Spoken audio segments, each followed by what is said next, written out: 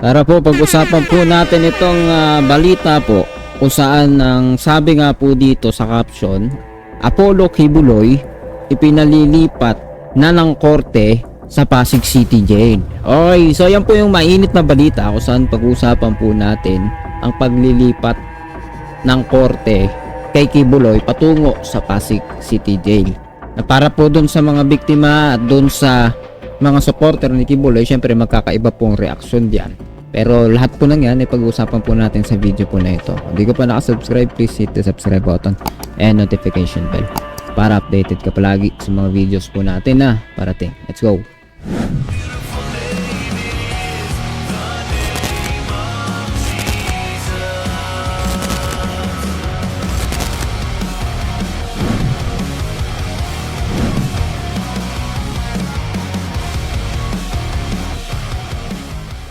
Alright mga tol, pag-usapan po natin, no? Sabi po dito sa description sa ibaba ng video po dito sa balita na ito. Sabi ay sa inilabas, dito natin pasan, ipinalilipat na ng Pasig City Regional Trial Court Branch 159 sa ibang jail facility si Apollo Kibuloy. Sa inilabas na kautusan, sinabi ng korte na dadalhin na si Kibuloy sa pasilidad ng Bureau of Jail Management and Penology pagkatapos ng medical furlough nito sa November 27. Alright guys, so play po muna natin, no, bago tayo magbigay ng komento opinion dito, no? Play natin, panoorin natin ng kaunti itong balita na to. Ano ba ang naging dahilan at bakit pumayag ang Pasig RTC sa request ng prosecution?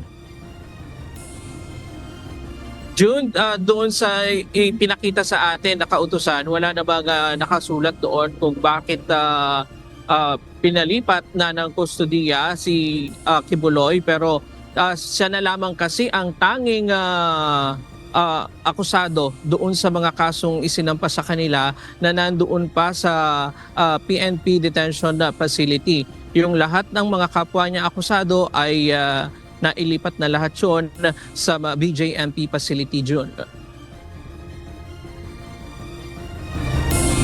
Pinagbigyan ng korte ang kahilingan ng kampo ng prosekusyon na ilipat na ng kustodiya si Apollo Kibuloy. Ayon sa legal counsel ni Elias Amanda, ang isa sa complainant ng sexual abuse laban kay Kibuloy, ikinatuwa ng kanilang kampo ang desisyong ito ng korte, lalo na ng mga complainant. Of course, we are very happy kasi yun naman talaga yung gusto namin mangyari, na malipat siya sa city jail kasama ng mga ibang akusado. Patunay niya ito na gumugulong ang justice system sa bansa. Sa lahat ng respondent sa kasong qualified human trafficking, child abuse at sexual abuse laban kay Kibuloy at 5 iba pa, tanging si Kibuloy na lamang ang nananatili sa PNP custodial facility. Ang kanyang mga kapwa akusado, lahat ay nasa ordinaryong kulungan na nakakulong.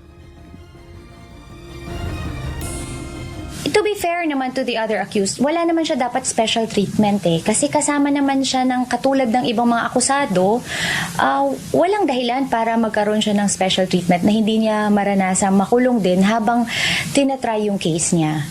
They are claiming innocence until proven guilty. So, let it be. But dun tayo sa tamang proseso. Dun ka sa city jail. Sa Miyerkules ng hapon, nakatakdang ilipat sa Bureau of Jail Management and Penology sa Pasig City si Kibuloy. Ito ay pagkatapos na matapos ang kanyang hiling na 5 araw na extension ng medical furlough sa korte. Sabi ni Domingo, bagamat kasama ang dental procedure, pero ang hiling talaga ng kampo ni Kibuloy ay angioplasty. I saw from the news kasi na dental, they're going to have a procedure today. Heart procedure. It's not dental. I don't know why they have to say that it's dental. I don't know if it has something to do with Kibuloy running for senator, that they want to hide that fact. But the fact is, it's not just dental. Of course, kasali yung dental, pero he's going to undergo angioplasty.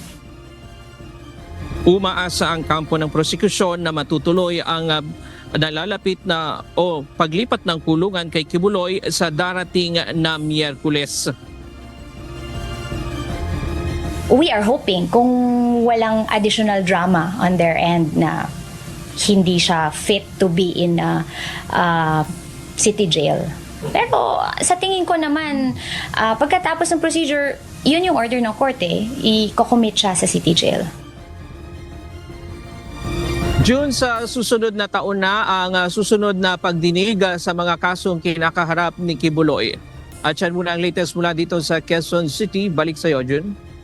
Alright mga tol, yan po ang mainit na balita kung saan ay talaga pong binabantayan din po to ng marami nating mga kababayan. Diba? Siyempre kung paano ito itrato, ito po yung batas natin sa ating bansa, kung paano nila i-treat itong kaso po na ito. So, siyempre marami po sa kababayan po natin ang matutuwa na kapag ka ang isang malaki pong tao ay tinatrato po ng patas, kagaya rin po ng mga karaniwan na citizen ng ating bansa. Katulad din po ng mga naging kasama po niya dito po sa kaso na ito, sabi nga po, dun po rin siya ilalagay na, no? So, positibo to para sa marami, pero sa panic po, sa mga supporter or panic po nila Kibuloy, syempre, ano yun sa kanila? Syempre, kung yan yung kanilang kumbaga leader, talagang mailalagay na po siya dun sa dapat na puntahan niya, at yun po ay sabi ay natural, regular na proseso na dapat yun din naman yung nararanasan niya gaya rin ng karaniwan. So sabi nga dito sa comment section, no, yan ang tama, big yes, dapat lang as soon as possible. Apollo Kibuloy deserves in Pasig City Jail, no special treatment whatsoever. Napakagandang balita yan. Yung mga supporter ni Mang Kanor, samahan nyo sa Pasig City Jail, boss nyo. Okay, so yan po yung mga komento po nila, no. Marami pa dito, no, halos lahat ay natutuwa sa bagay po na yan. Kasi sabi nga, guilty o hindi guilty, papatunayan o hindi na papatunayan, lahat po ng tao, mamamayan, dapat pare-pareha po ng dinaraanan na treatment or due process ng ating bansa. Walang special treatment. So, whether siya ay totoo man ang kaso sa kanya o hindi, pero malamang sa malamang marami pong magsasabi na yan po ay totoo. At marami pong matutuwa at yan. Kaya ngayon po ang nakikita po ninyo dito sa mga komento. So, ikaw, ano masasabi mo dito? No? Sa kabila ng mga problema, political at iba pang mga issue, ay isa rin ito sa pinag-uusapan ngayon. Anong masasabi mo sa bagay po na ito? Ako po ay naniniwala ito po ay isang positibong balita kung ang pag-uusapan po ay yung proseso, due process na pagiging patas. Yan po ay maigi at magandang balita. Sa iba pang usapin, yung mga paniniwala ng iba't ibang mga tao. Comment down below para sa iyong opinion. Pag-usapan po natin yan. Comment down below, pag-usapan po natin yung opinion mo. At kung hindi ka pa nakasubscribe, please hit the subscribe button and notification bell para updated ka palagi sa mga videos po natin parating. See ya ulit sa susunod na video.